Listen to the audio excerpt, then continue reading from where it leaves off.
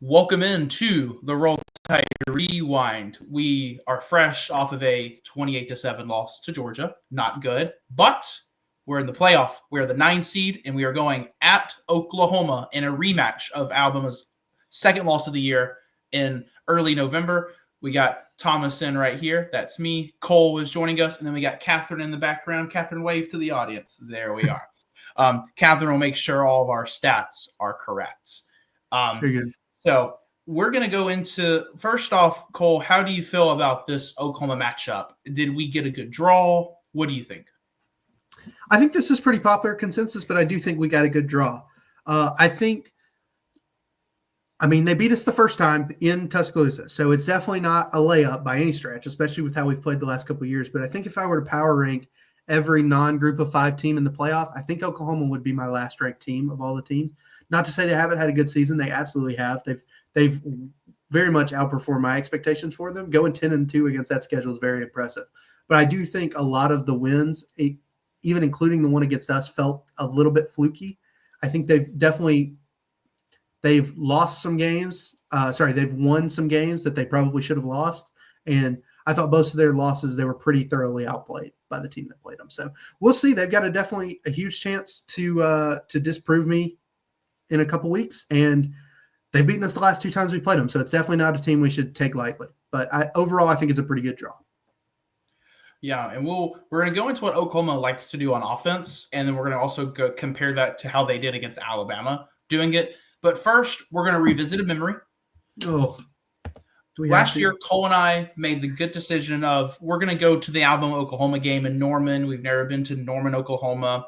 This is going to be a fun time.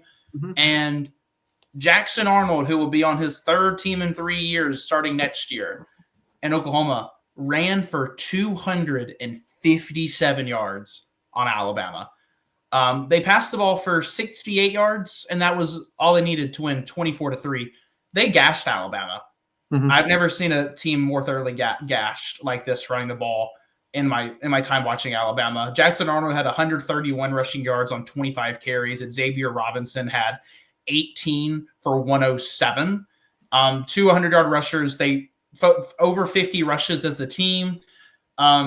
This game was miserable to be at. That's just the fact of the matter. But this is the last time Alabama went to Norman. This is Oklahoma's first SEC game against Alabama since they've been in the conference. And they were the 5-5 going in. Alabama was 8-2 with a chance to make the playoff. And this is what ultimately kicked Alabama out of the playoff last year. And Oklahoma will have a chance to kick us out of the playoff again, this time in an actual playoff game. But Cole, what do you remember about this game? I know you've had a mental block on it, but running the ball in this game, how was it just such a factor in this Oklahoma win, besides Alabama's offense not doing anything? Yeah.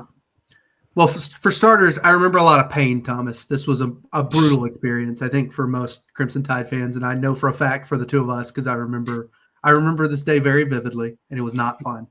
But no, they destroy this. And just going back and just watching these highlights as they roll, like this is such bad run defense. Like none of the linebackers are not gap sound at all. The defensive linemen are getting moved so easily. It's not good. And it's made even more frustrating by the fact that we'd watched this Oklahoma team for 10 weeks and they'd shown nothing that makes you think they could throw the ball.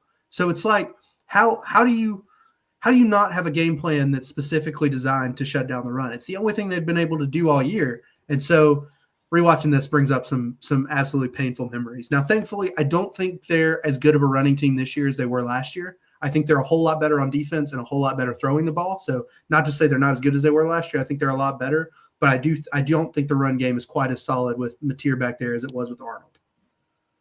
Yeah, I was going to say, I think with Arnold, funny enough, I think he might be a better athlete than Mateer is.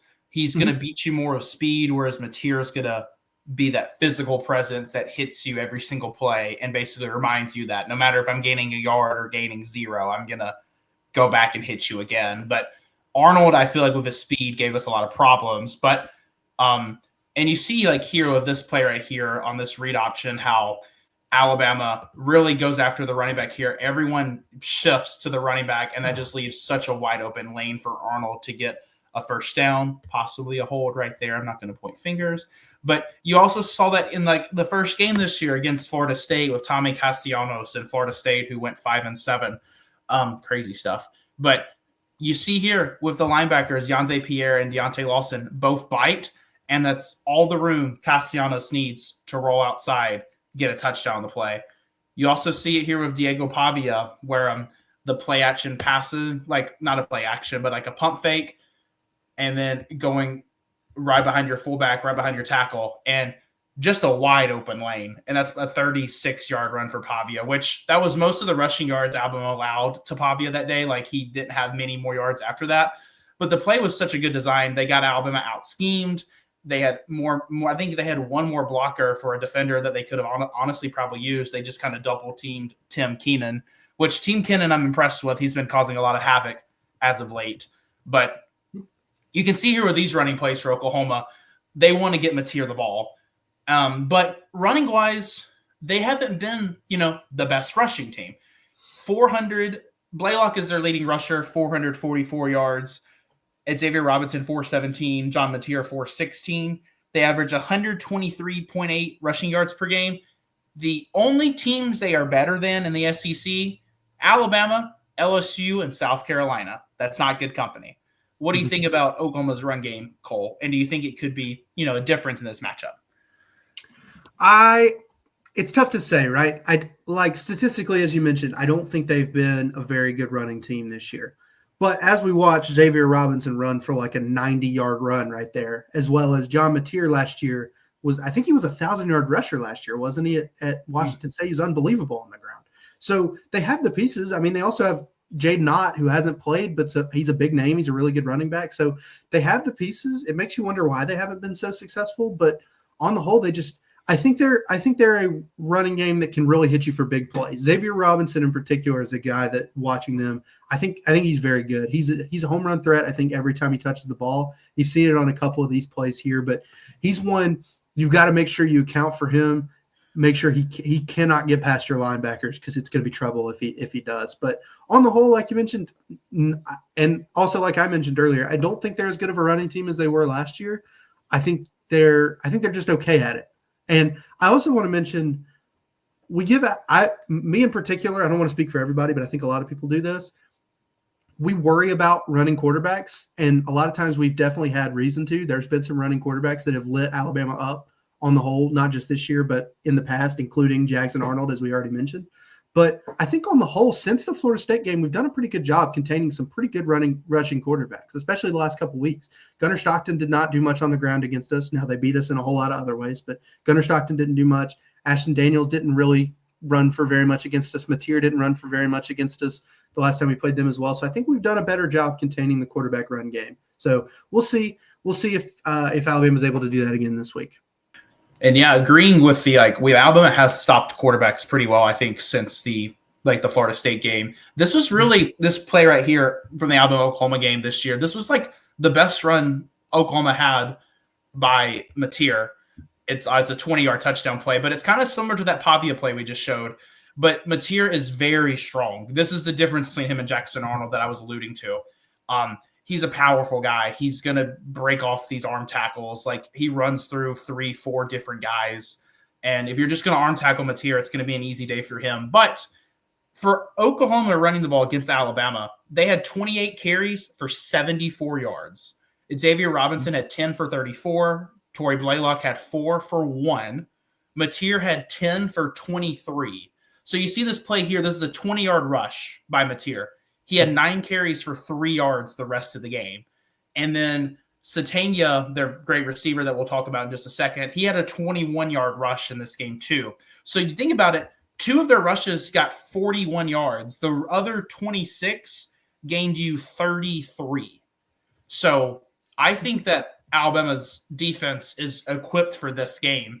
It's just, can you stop these 20-yard runs? Because that's the difference of Oklahoma. Even though 74 isn't a lot, that's the difference of, 30 yards versus 74, a more dominating performance. But do you think Oklahoma will have more success this time? I know it's hard to predict, but do you think they're going to be more successful running the ball, or do you think Alabama is going to be more aware of, we just need to attack and force Mateer to throw the ball? I think they'll be more successful, especially on a down-to-down basis. You just mentioned it. If you take 26 of the 28 rushes, they only gained 34 yards from them. So they didn't have any success the first time. But outside of those two big runs. But I do think this is a big game for our linebackers. I think our linebackers, I thought at the start of the year, Lawson and Jefferson in particular, I thought they struggled against the run. I thought they were getting lost. I thought that's a lot of the reason Florida State ate us alive on the ground. I think the back half of the year they've been much better. They've been much improved. But even on this run, I think they kind of get lost in the shuffle, get easily blocked, and it's what creates this big hole. Justin Jefferson in particular kind of gets massacred there. But I think the running backs have to be sound because we mentioned Xavier Robinson is a big home run threat, but John Mateer is a big home run threat too. He's a very talented runner in the open space, and he's, as you mentioned, Thomas, he can run you over too. So I think if we give up some 5, 6, 7 yard runs, that's okay. We need to limit we can't give up a 60-yard run. We can't give up a 50-yard run. We can't even give up a 20-yard touchdown run like the one we see here. So I think it's going to all come down to, I think this is a big game for Lawson, Jefferson, and Nikhai Hill-Green. They've got to contain at the second level and do not let those 4-yard runs turn into 24-yard runs. I think that's going to be the key. Yeah, I definitely agree with that. We're going to move on to Oklahoma's passing game. Mateer, I was very confused by this stat. It really threw me off, but I guess it makes sense. Mateer this year, 12 touchdowns, 10 interceptions. I didn't think that was true, but it is. It stood out to me that his touchdown interception ratio is basically 1-to-1. But they do have some good receivers. Isaiah Sategna, 948 yards this year. Deion Burks, 513. And then Jared Kanik, their tight end, 511. Those are their three main guys they're getting the ball to. The rest of the guys are like 250 or less on receiving yards. But you see how they like to get the receivers involved. It's quick passing game. We're not trying to do long developing routes. We are hitting them quickly. And if we are doing long developing, it's going to be a shorter route. But Mateer is getting those balls out quick, and they're not going to go far. Kanik there makes a play to get 12 yards, but it's just, a very quick play. Yeah, Oklahoma just they want to beat you with their passing game. They're not going to try to throw a lot of deep passes. Even though against LSU, Sategna did have a deep ball that put him ahead, the reason the deep ball was thrown is because LSU didn't guard him. He was wide open by 15 yards. And then also in that same game, Deion Burks had his longest catch of the year was a 45 yards. It's off of a screen pass. And this right here is actually Sategna's longest catch of the season, I believe, 76 yards. Look where he catches the ball. Catches the ball like 10 yards downfield. All the work is done after the catch. So they're asking these guys to do most of their work after the catch. And that's where Oklahoma is successful with their receivers. You can even see here in the Tennessee game, just a lot of quick plays. They're asking the receivers to break off tackles. And even if they're not breaking off tackles, it's 5 to 6 yard plays. And when you have an offense that is struggling to run the ball, kind of like Oklahoma has, this is a very successful type of offense. And especially when you have a quarterback that can also scramble, we'll get to that in a second, and make plays, that makes the defense respect it and have to spy him, which leaves, more openings in the secondary. But what do you think about Oklahoma's passing game, Cole, and how did you – because against Alabama, Mateer wasn't not necessarily successful or not unsuccessful, but he was 13 of 23, 138 yards, no touchdowns. But the key was he threw no interceptions. He's thrown 10 all year, but didn't throw one against Alabama. So what do you think about Mateer passing the ball? Yeah, and it's interesting to me because I think it parallels a lot of what we were talking about with the running game. I think you hit the nail on the head when you talked about the pass catchers. I think their pass catchers are awesome. I think it's maybe not the strength of their team because their defense is so good, but I think it's definitely the strength of their offense. Isaiah Sategna is an incredible receiver. And Deion Burks, I came into the year thinking he might be the best receiver, one of the best receivers in the SEC, and he's not even their best receiver. He's very talented as well. But like you mentioned, they're so good at turning these short gains into long gains. And I think that's the key, right? I think you've got to keep them in front of you, just like what we said with the run games. We can't let Sategna catch the ball 10 yards down the field and turn it into a 65-yard catch. Same thing with Deion Burks. Deion Burks is so electric when he gets the ball in his hands, and Sategna is as well. And then you've also, as you mentioned, if you lock in on those two guys, you've got Kanik over the middle, who's a very, very solid tight end as well. So Mateer, he struggled. There's no doubt about it over the last few weeks, really since the injury he sustained. I don't know if it's the injury or the SEC defenses, but I don't think he's quite what Oklahoma hoped they were going to get out of him when they got him out of the portal. But I think some of these receivers are making him turning these smaller gains into big gains. I think they're very talented. And I think it only takes one or two of those where you miss a tackle and it creates a 50-yard touchdown when it should have been an 8-yard gain. And that could be the difference in the game. I think that's kind of what we did. And that's kind of what happened to us last year. We saw it on the Mateer play, the 20-yard run. I think that's one of the main reasons how we lose. I think on a down-to-down basis, I think our defense is significantly better than Oklahoma's offense, but you got to be disciplined. You got to make tackles, and you can't let these big gains happen. Yeah, and that's kind of what, Oklahoma wants to do. Like, I remember, like in the Alabama game, it really didn't happen much, but, like, a lot of their plays were just because of quick passes, make Gift Satania the ball, let them work. And I think that's what they're going to probably try to do in this game. I bet probably on the first drive, the scripted drive, it's going to be a lot of pop passes to make Alabama say, how are you going to stop it? But one thing Mateer at least showed in the beginning of the year, he's good at, being a playmaker. Like, this was against Michigan. I remember when this game happened, like, Mateer kind of won the September Heisman. But he's great at moving out of the pocket. But lately what he's been doing a lot better is he's running the ball effectively on like 3rd and longs, 1st and 10s, and getting a lot of yardage, and is able to drives are extended because of that. He didn't do it great against Alabama, but he's shown it before. Even on this play right here against Ole Miss, if you saw, if it was an Alabama game, if Ty Simpson were to roll out on this play, these receivers are going to be running routes. These receivers start blocking because they know Mateer is going to take off. Mm-hmm. And it can be a luxury to have, but also when Mateer is physical as he is, he's going to try to get the ball downfield. And then Alabama, this didn't really happen in the Alabama game, thankfully, but Tennessee leaves wide open field for Mateer here. Like, that's 20, 30 yards of cushion for Mateer just to trot down the field. And you can see it better here, the all 22, but that is, 5, 10, almost 20 yards to the next defender. And then when he takes off running, he's now gone over 25 yards. And the guy that's closest has the guy that could potentially block him, and he does block him.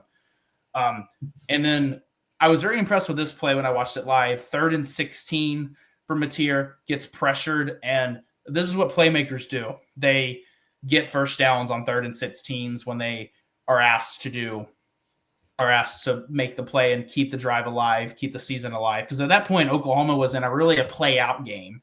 Tennessee and Oklahoma were playing for basically a playoff spot in this game. And Oklahoma won the game, and they ran the table and made the playoff.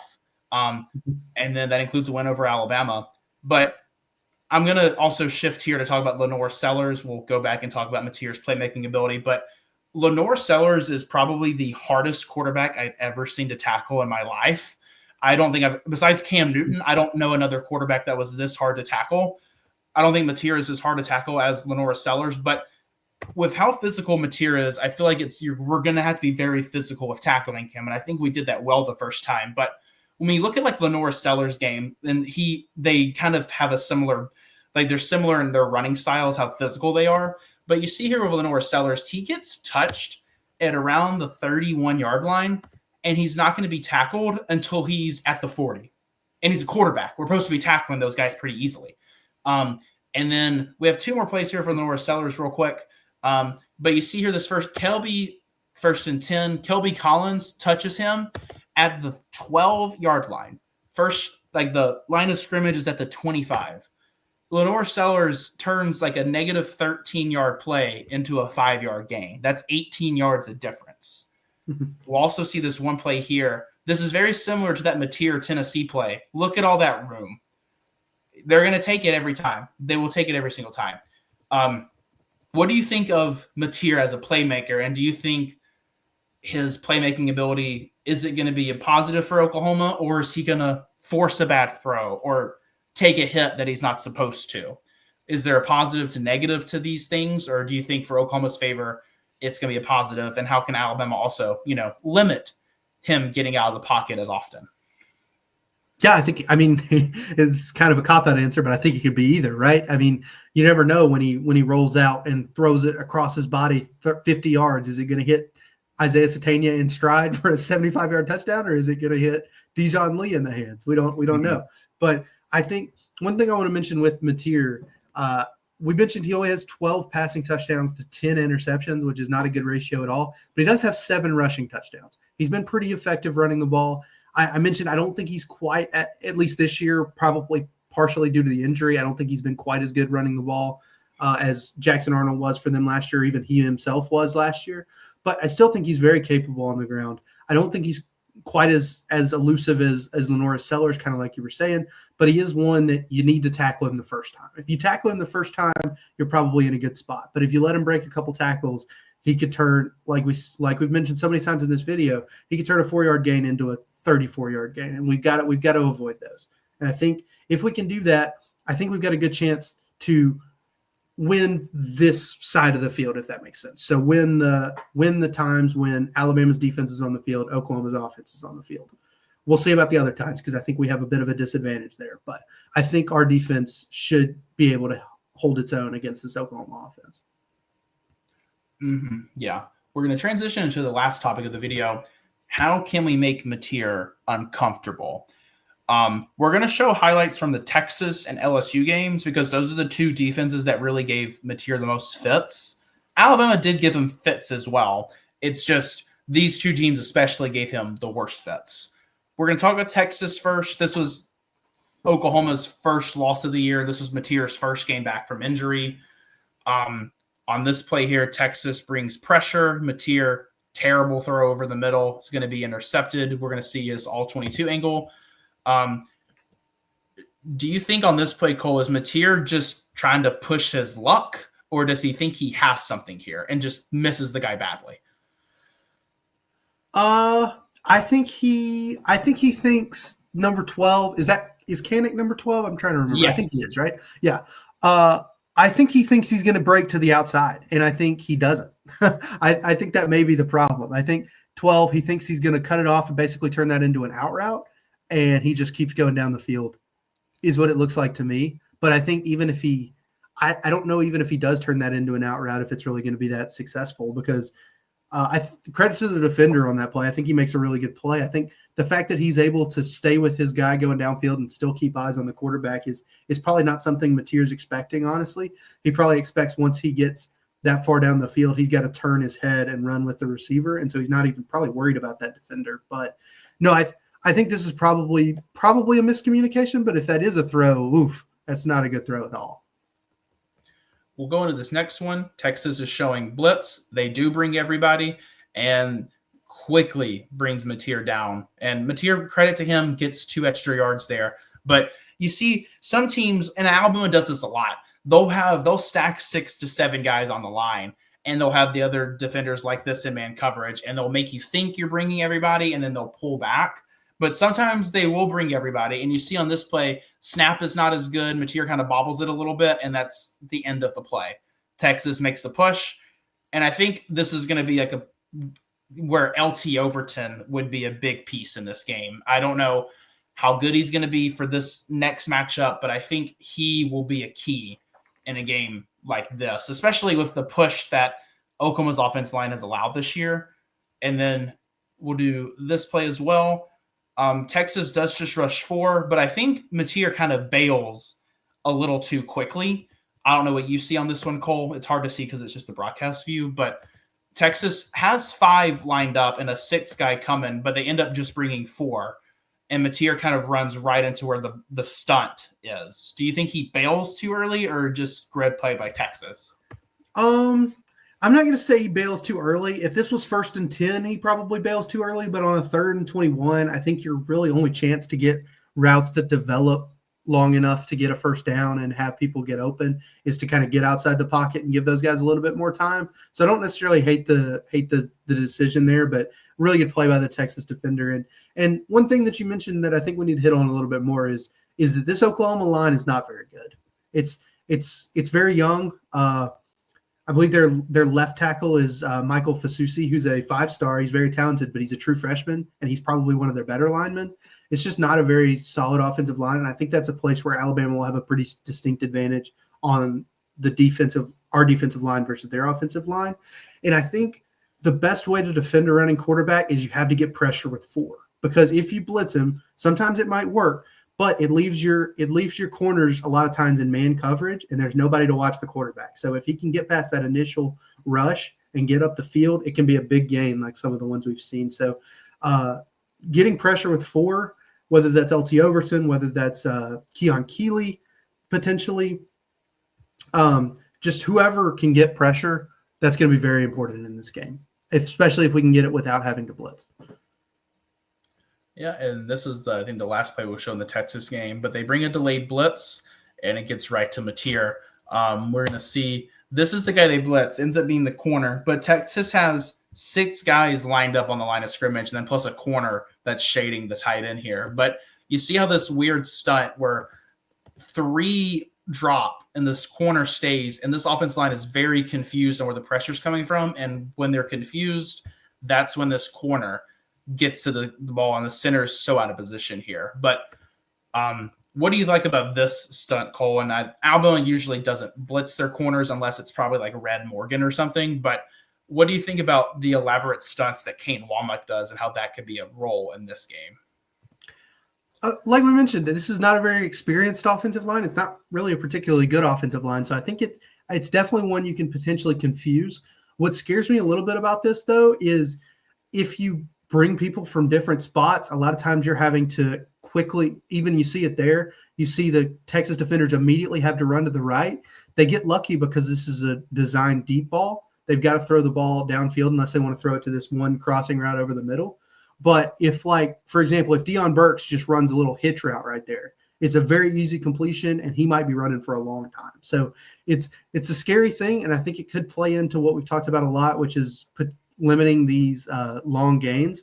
But it's a big risk reward, right? Like you could get a sack. This here they turn a 2nd and 10 into a 3rd and 17. So we'll see. It's definitely possible. I think it's something we could take advantage of, but it's also something that could hurt us. Mateer really struggled against LSU.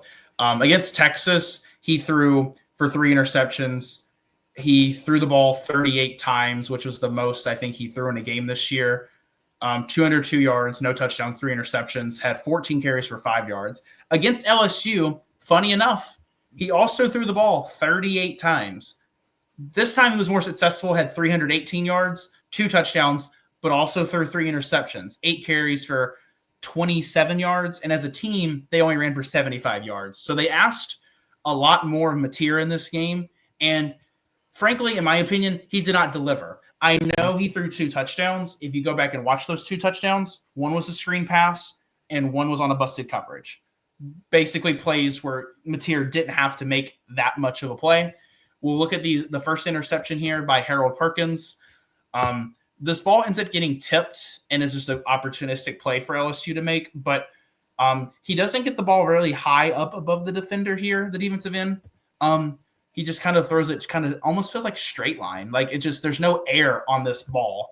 That's just asking for it to be tipped. And like a player like, LT Overton, Tim Keenan getting their hands up a lot of the times can cause these turnovers to happen because it's going to be big for Alabama. I think obviously it's going to be big to win the turnover battle, but against Oklahoma, they lost the turnover battle 3-0. Fumbled a punt inside the 20. Oklahoma scored a touchdown, pick 6. And then also strip sacked inside the 30, Oklahoma field goal. That's 17 points just handed to Oklahoma like that. And then against Georgia, too, punt was blocked inside the 20. You turn the ball over on downs at the 12. You throw a pick that they return inside the 50. Like, turnovers are going to have to be what Alabama wins because the 2 games this year where Alabama did not win turnovers well, they lost. And LSU I think they won the turnover battle in this game, but LSU their offense is just somehow it's worse than ours. But what do you think about these turnovers? What did LSU do on these plays to confuse Mateer, and how is it important for Alabama? I think it kind of goes back to what we were talking about. LSU here is able to get pressure with 4. This is obviously a very fluky play, right? It gets tipped up in the air, and it gets caught. It happens to fall into the arms of Harold Perkins, but it's because they're able to get pressure with 4. He has to force a ball. By the way, I think even if on this first play, I think even if that doesn't get tipped, I don't think it's going to be a very successful play. That guy's in pretty good coverage. But when you're able to get pressure with 4, good things can happen. And the ball's tipped. You have 7 people back there playing defense. All their eyes are on the quarterback. Those are more likely to fall into the defense's hands than the offense's hands. The second throw, I think, is just he's trying to make too much happen. I don't know what he really sees there, but definitely, I think Mateer is definitely a gunslinger. He's going to make tight window throws. He's going to try to press the ball, maybe not downfield, but into tight windows. So we've just got to be opportunistic. And I think our defense has done a really good job this year of being opportunistic. If we can get a couple turnovers, like you said, winning the turnover battle is going to be huge. So not just on the defensive side of the ball, we got to limit turnovers on offense. I think if we can do that, I like our chances to win this game. Yeah, I definitely agree with that. I think it's going to have to deal with a lot with Alabama's run game, and then which non-existent, of course. But I think honestly, whoever wins the running battle and whoever wins the turnover battle, I think that's going to be the difference in this game. Mm-hmm. But let us know in the comment section how you think this game's going to go. How do you think Oklahoma's offense will do against Alabama's defense for the second time around? And I appreciate you guys watching. Like, comment, and subscribe. And I hope everyone has a great rest of their week. And roll Tide. Roll Tide.